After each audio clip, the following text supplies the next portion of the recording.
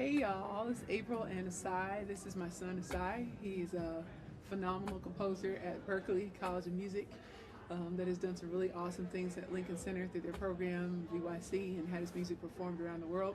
Today in Don't Stop Storytelling, we're going to talk about music, composition, and why we still need composers to tell better stories.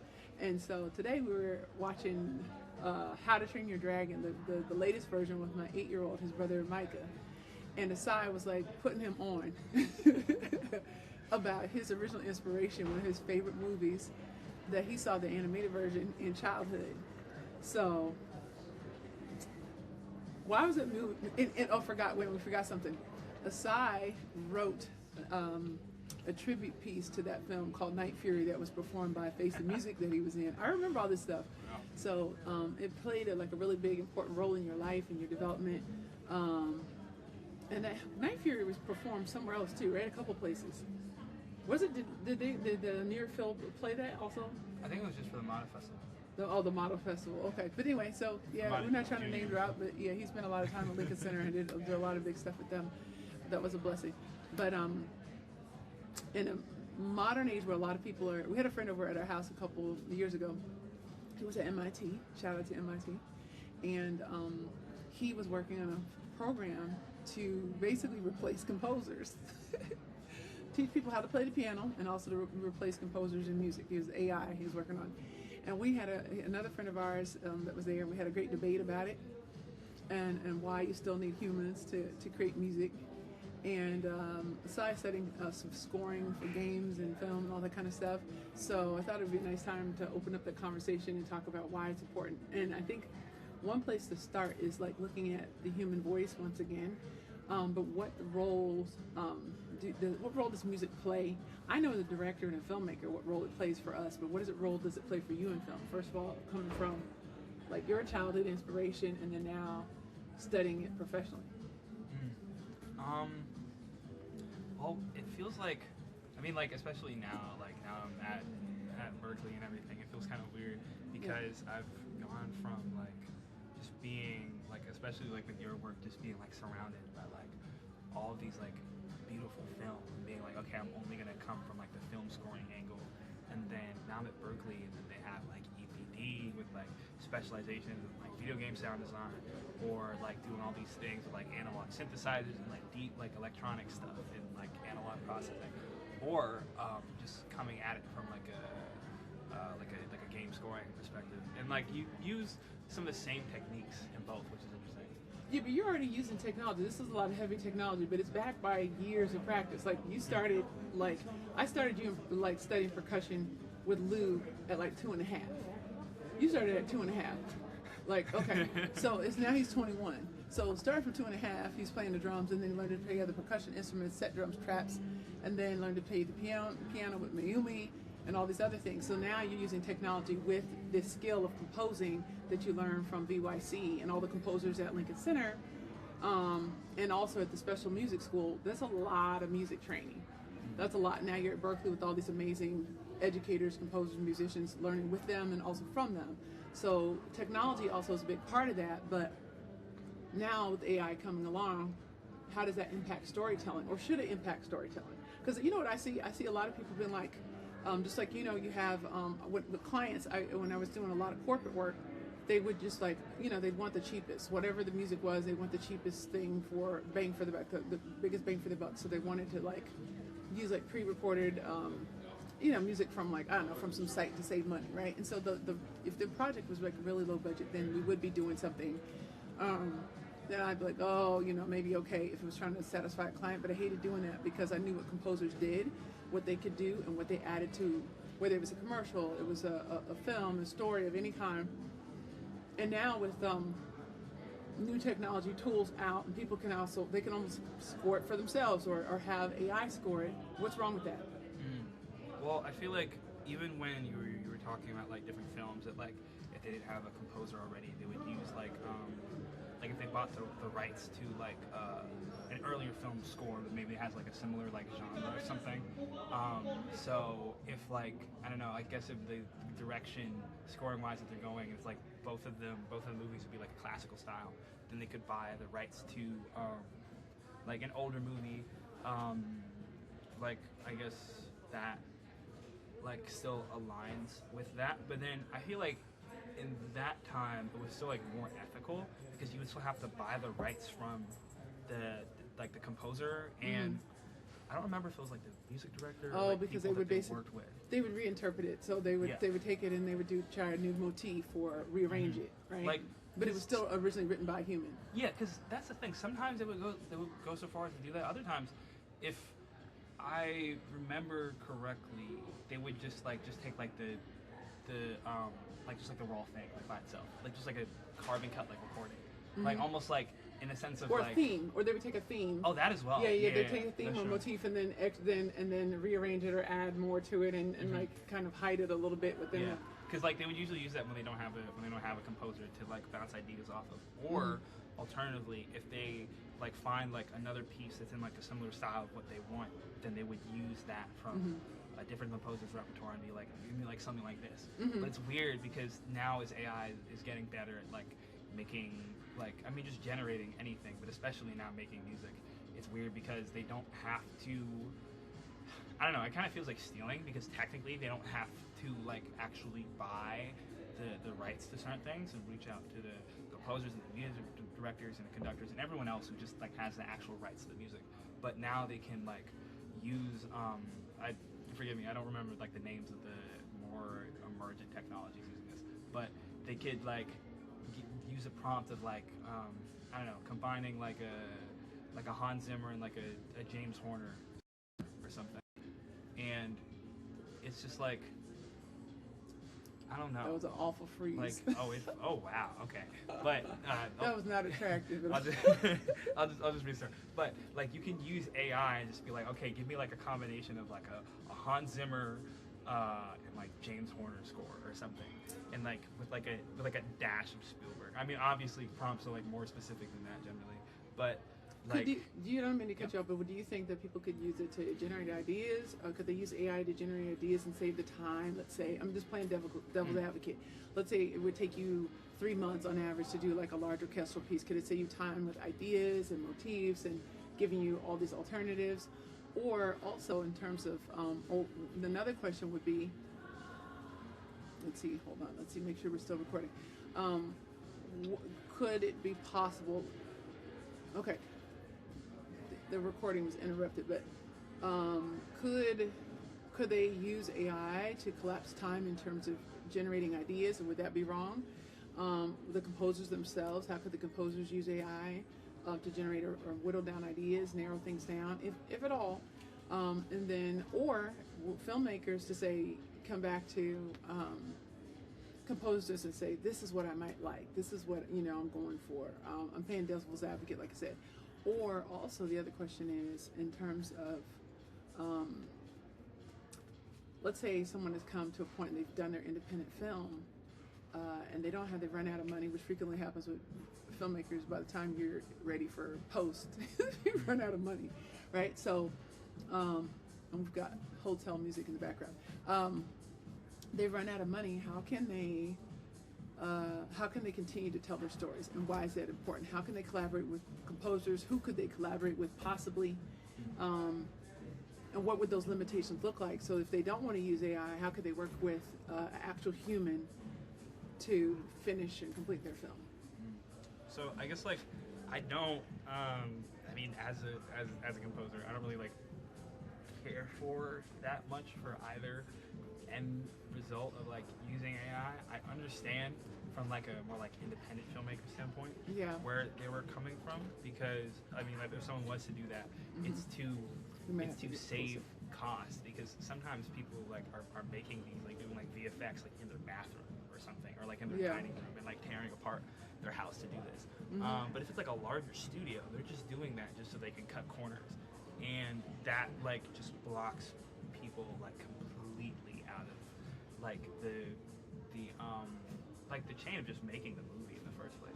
The creative process, it interrupts the creative process, the human to human creative process. So how should they use AI as a technology within that space in terms of like showing someone what they want to do, like creating a dummy track? Could the composer come up with ideas or narrow down what it is, a variety of ideas that they might want to try, or should AI be ejected out of the process, period?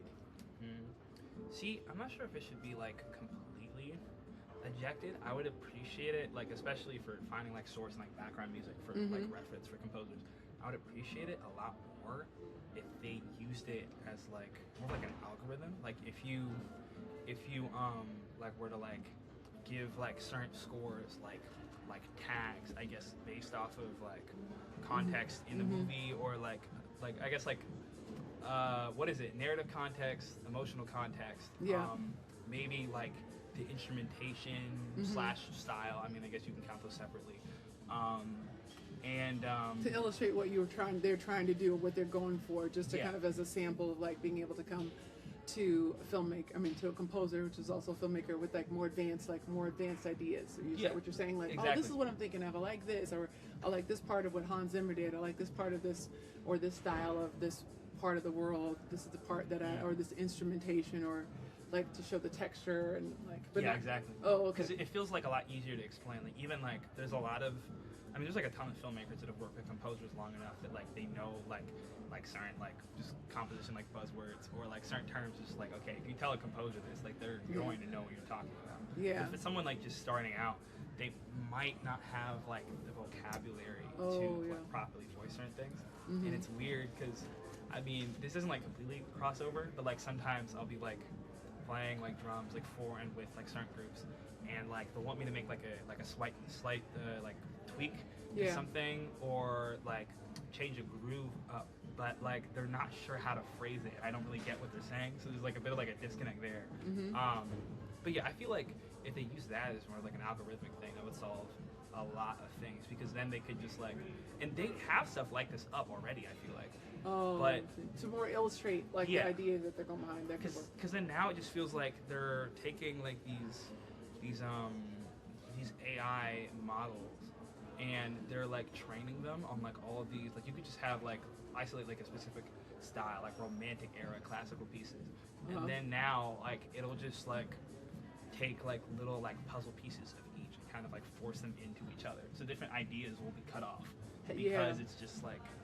So have you heard anything interesting that's been done with AI musically that you were like, wow, like not just because they finished something or because it was actually done, but like really like with the right prompt or the right, I feel like there's layers to this, but anyway, have you heard anything interesting that's been done that you're like that's pretty impressive, like outside of it actually just being done and having like, it's using all of the different, even if it's orchestral and it's using like the brass and the woodwind and the strings and whatever, have you heard anything that you thought like that really suited, or seen any films that used AI for composition that you were like, wow, like you were impressed or inspired by or blown away by?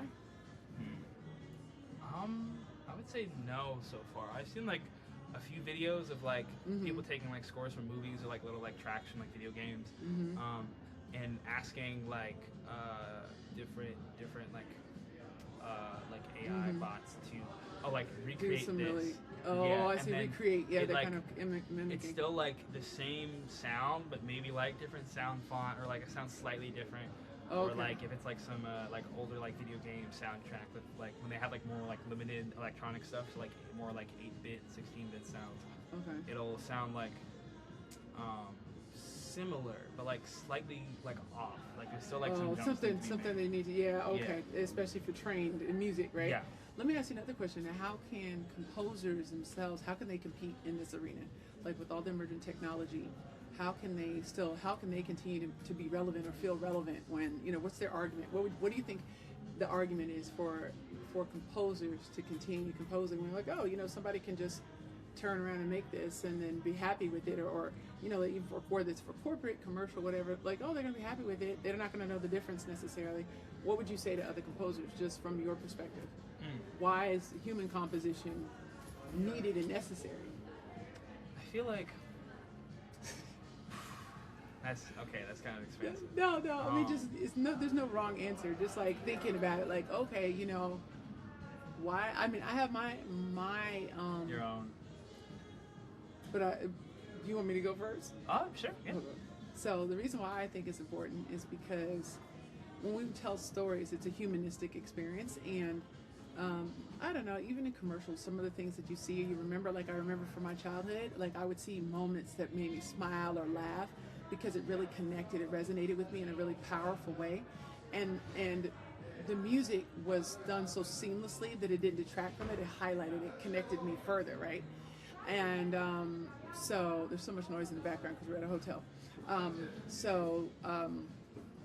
Basically the thing is that in films, there's also that component of being able to connect with other human beings and create a shared experience that's not, it's not like paint by numbers. It's like any really like a great composer, great filmmakers, or people working in unison telling a story.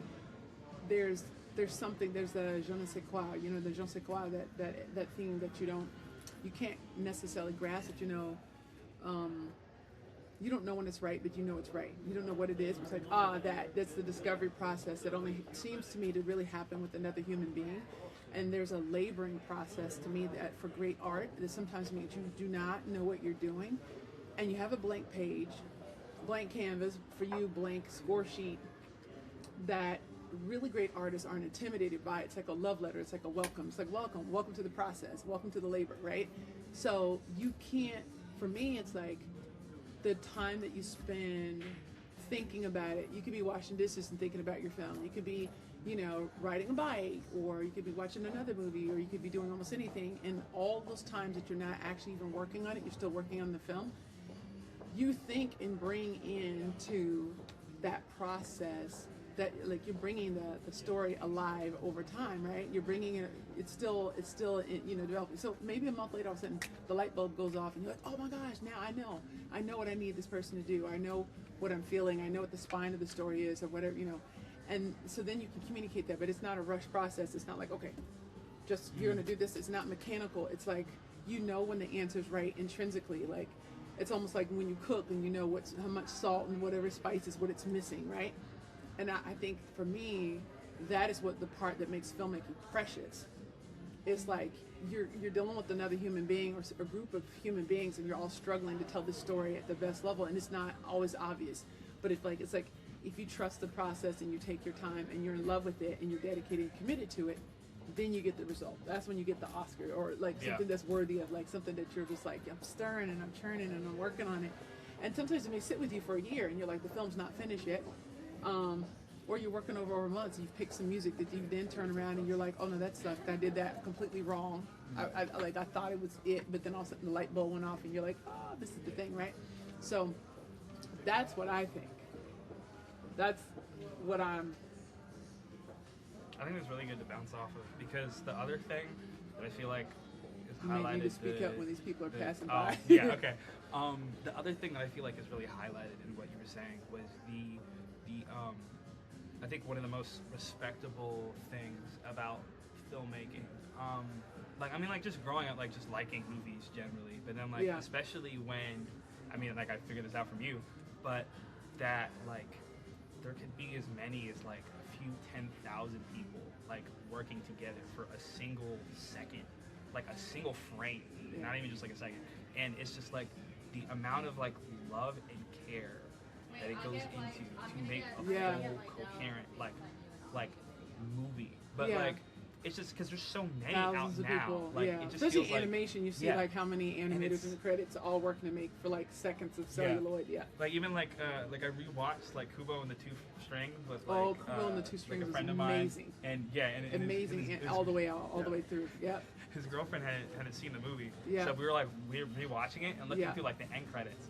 And there's like I don't know, like the first like main enemy they fight is some like giant skeleton. But there's like a time lapse over like almost like half a year or so of them like making like the rig for the skeleton and like doing all this stuff like crochet, claymation and everything. I love and that having like stuff. how many arms with like green screen holding it up and doing all the you know.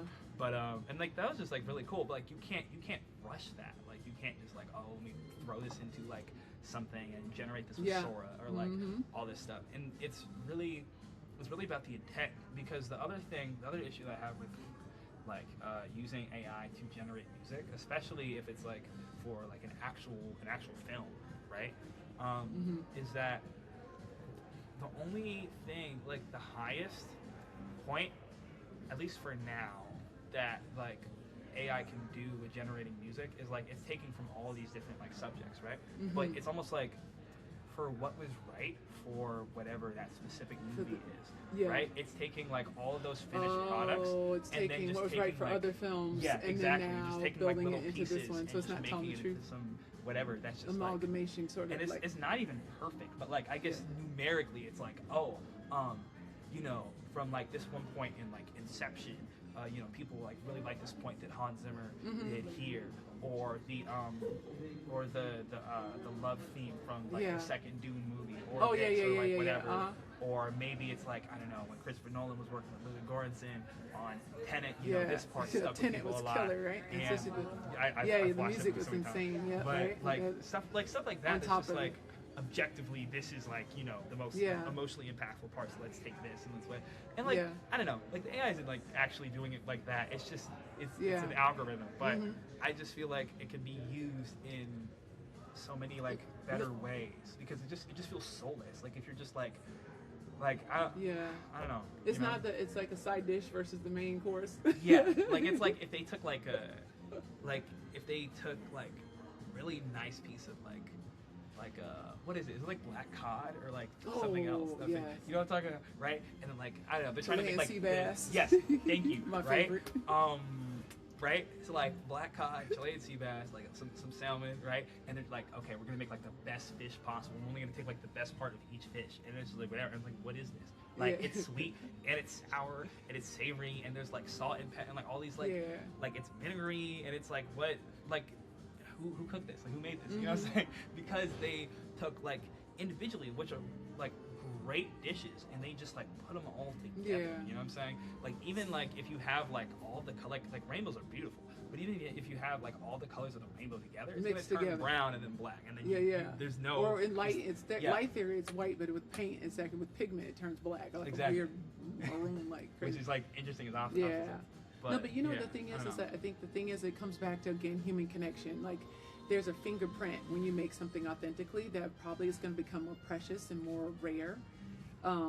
With so many people just trying to focus on deadlines and executing as fast as possible and like creating massive amounts of content or calling them stories, but people that are able to actually dial in and make tell stories in an artisanal way on all the different sides of the filmmaking process and connect with other humans to tell stories that then connect other humans, that is going to be the most valuable. But I think the last thing is also like how did it, you know, how do we do this? Like how do we keep going? I think that it's an opportunity for filmmakers and aspiring filmmakers, whether they've gone to film school or not, to be to do their homework on films and film scoring and like all these things, and like learning what you need to know about the music to be able to collaborate, learning about like even within directing,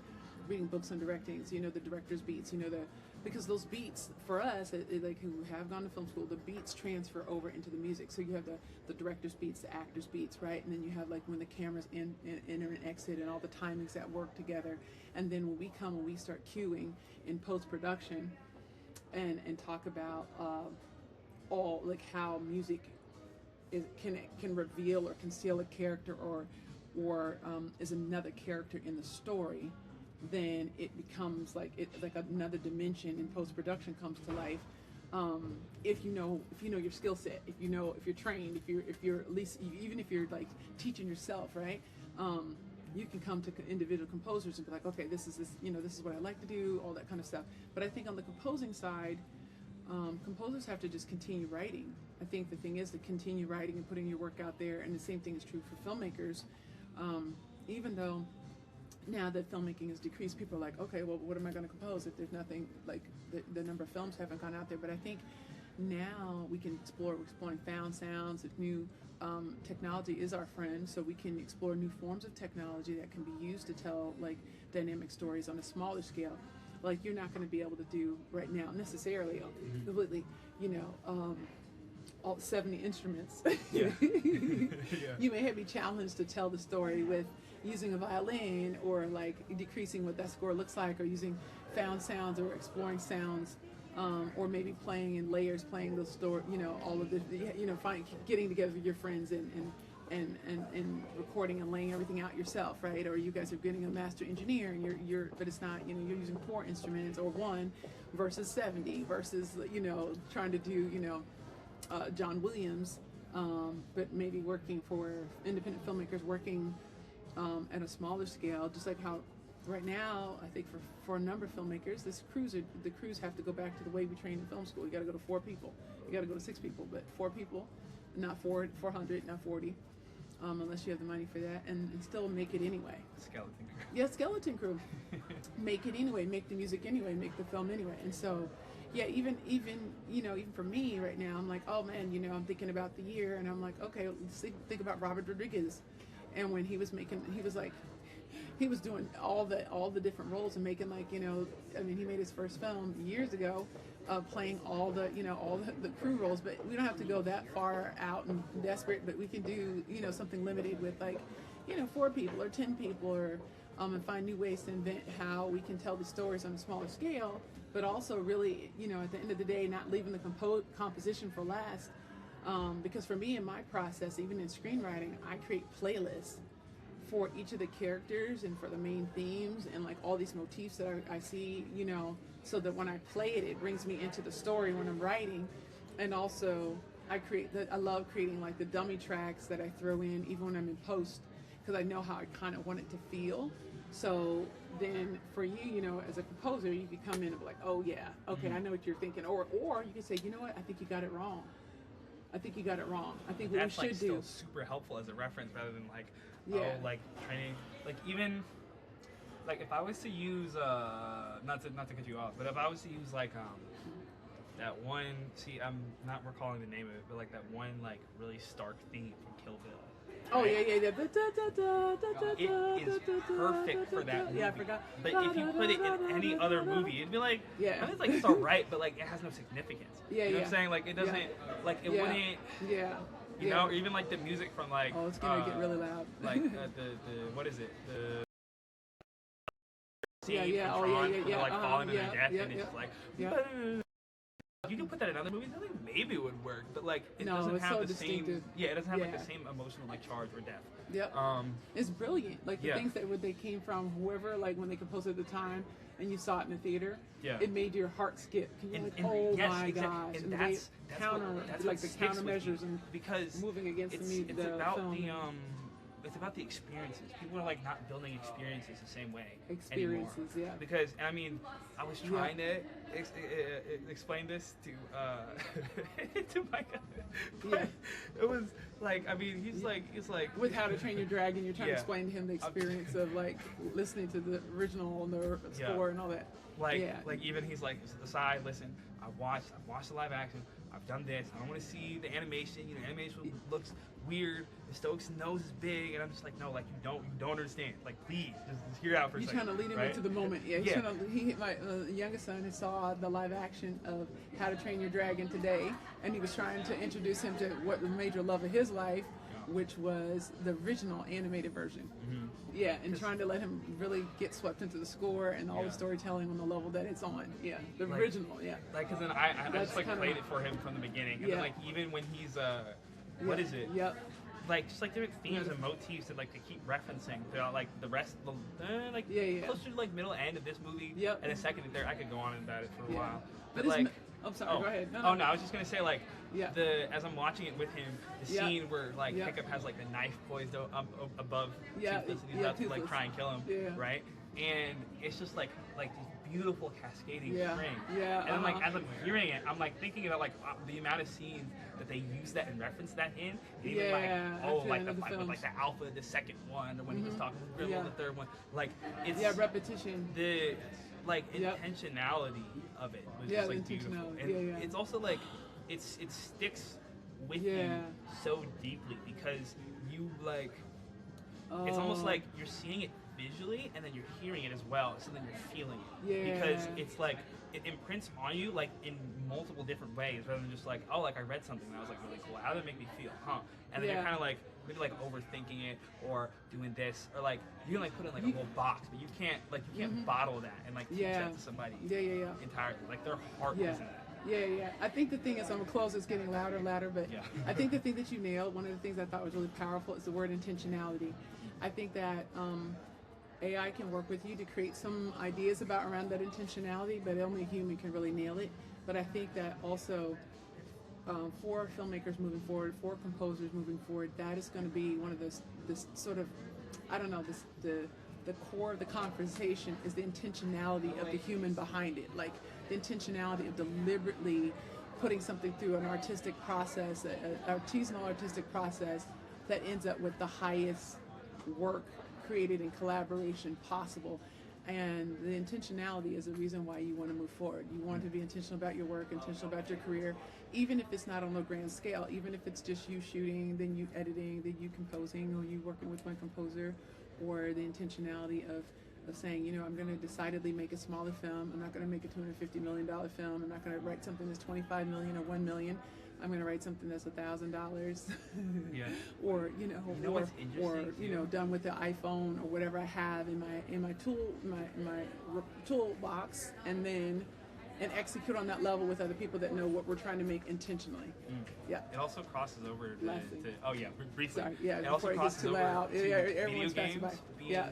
used as an art form, because Yeah. like on Steam or like all these Yep. other platforms, Yep. they have this award called the Labor of Love. Oh, And it's like Labor of Love, when, yeah. when I mean, yeah, like when you can tell that like someone put their heart into Yeah, this, they put and their- not like literally, obviously, but there is like this one game where like the protagonist like suffers from like some like terminal disease that he's trying to cure while also Oh, like wow. saving the world. But the parallel is that at the time the creator of the Yeah. game, like while he was making it with his like friends, it's based off of the disease that he had that he thought he was going to die from. Oh, And then wow. he overcame it, thankfully. Yeah. But it was just like so powerful. You feel it going through the game, and it's just like now as we're Wow. going through like all these different movies, talking about whatever message it could be talking about, or maybe it's just like fun. It's just supposed to make you feel nice, Yep. right? It's like, are you making this movie because this is like a dream that you have that you want to share with other people, or is it just like filling in boxes, or I'm Checking putting boxes. this much money into it for the Yeah. budget, so then once we release it, we tick all these boxes and do all Yeah. these things so we can get a certain return Yeah. to make more movies. And then even in that subset, are you doing that like just to get money, or is like the studio like wringing the life out of you? So Yeah, like yeah. that's the only option Yeah. you have. You know? Yeah, so I think But I'm not a filmmaker. No, you are a So- filmmaker. Composers are filmmakers. No, I don't believe that. But the thing is, at the end of the day, to wrap it up, intentionality, whether you're making small films, big heart, this is the way to move forward in an age where, a lot of the studios are not buying or supporting independent film. We can still, now we have the technology to compose and to pre-viz and to create stories that have impact and power, even though they're more personal and using the new technologies for cameras and things. I remember like having the weights. Man, my arms were cut when I would just be when I was shooting just with bigger cameras and stuff like that, and having to do all the different changes. But now we can do it with DSLRs. There's all these different things. You can still do it on film, which I prefer. But you can also shoot it on red cameras and all these other things. So don't stop storytelling. Find a way to get it done. I'm doing the same thing as we speak, looking at how I can tell smaller, big-hearted, important stories that matter, and with people that I love and love to work with and respect. And you will see the efforts of that, and I'm encouraging you to do the same. Thank you, Isai, for joining me, my son, and a super talented artist. And shout out to all the composers that are dreaming in notes. Yeah, people can tell you can love it. Yep. Or that you do love it. Yeah, you can tell that you love it. All right, cheers. Thanks.